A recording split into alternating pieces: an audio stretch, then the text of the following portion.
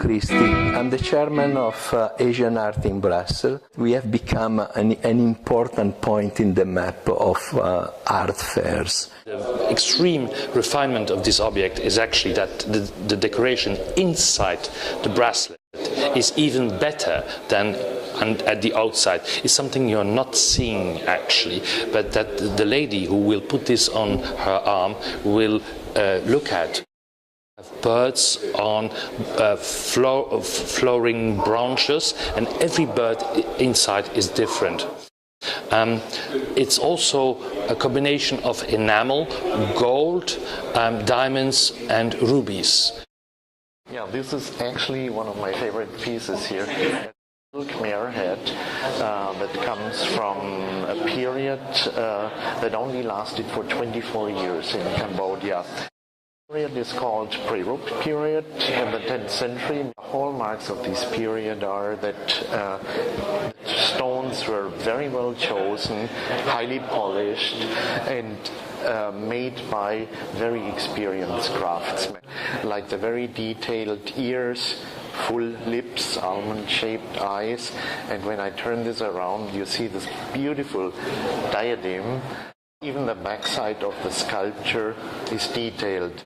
This shows that the sculptures were made in the round and not only, like many other sculptures, to be seen from the front. When China first allowed limited tourism to Tibet, people went to Tibet, and what they found was old carpets, 19th century carpets made with vegetable dyes, which had never been seen before outside of Tibet.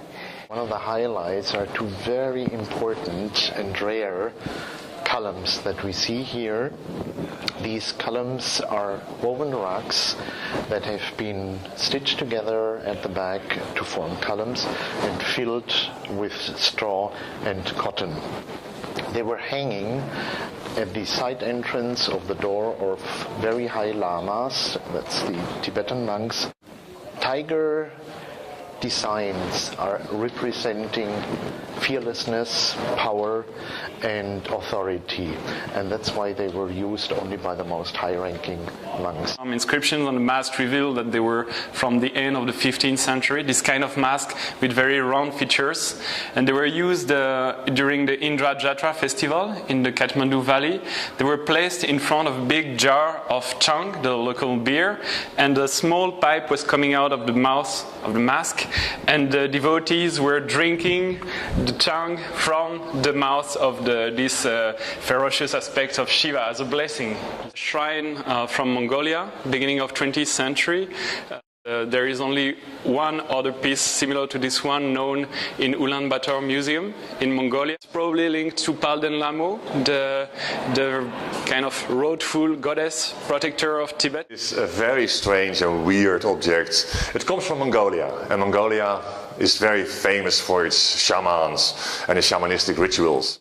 All a combination and a collection of all strange little things and medical things, and a plastic polar bear and a tin horse, originally hung in top of a crib for a little baby to protect him against evil. We have the largest stock of screens in Europe, and I try to promote that art as fine art, not just decorative, which is what it's often conceived as. Behind me is a screen from the early 1600s. It's Rinpa, which was a famous school founded by a man called Sotatsu. What was interesting about Sotatsu was he was born into a family of fan painters, and that training then allowed him to become one of the most iconic and important painters of the 17th century.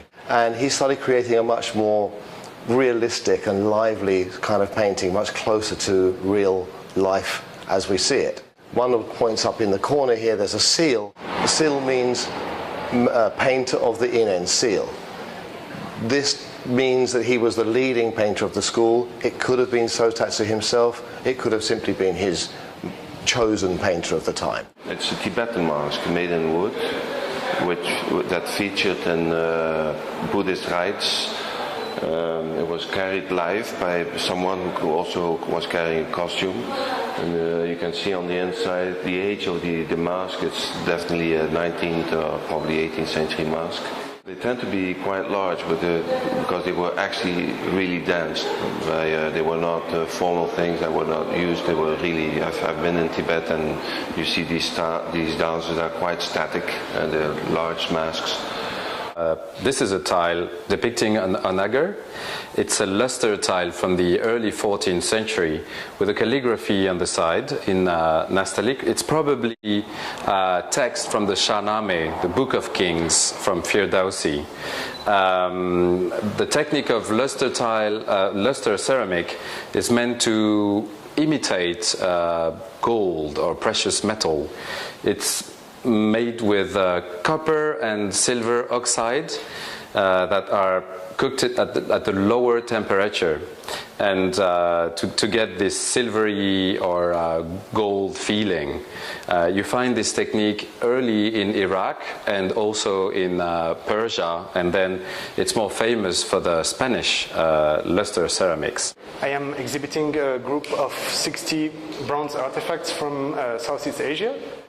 Here we have a lamp mirror of Vietnam from the Dongsan culture, very, very rare bronze. It's the portrait of Lama Sonam Lundrup. He was famous as the brother of the king of Mustang, who dedicated himself more to the religious matter than the political matters. It's these anthropomorphic figures coming from India, 15th century before Christ. This abstract form of a human figure has been defined as anthropomorphic figures by the Archaeological Institute of India. Civilization, they reach great points and then they might have fallen, but technology and civilization were always good even in those days. An animal enclosed in a pearl roundel became an important motif which traveled all over Asia. It became this type of textiles, which were very rich and very expensive, became a fashion which was going from east to west, all over Asia. The people of different nationality, different cultures, different beliefs. Art unites. It's a message that a country can send out in the world, showing his own art and make the country be recognized through art, not through bombs, not through other things. This is very important. It's a very important message that art carries. The fair runs always the second week of June, from Wednesday till Sunday. And Sablon, I have to say, it's the center for art in June. It's very, very pleasant and very easy to walk around.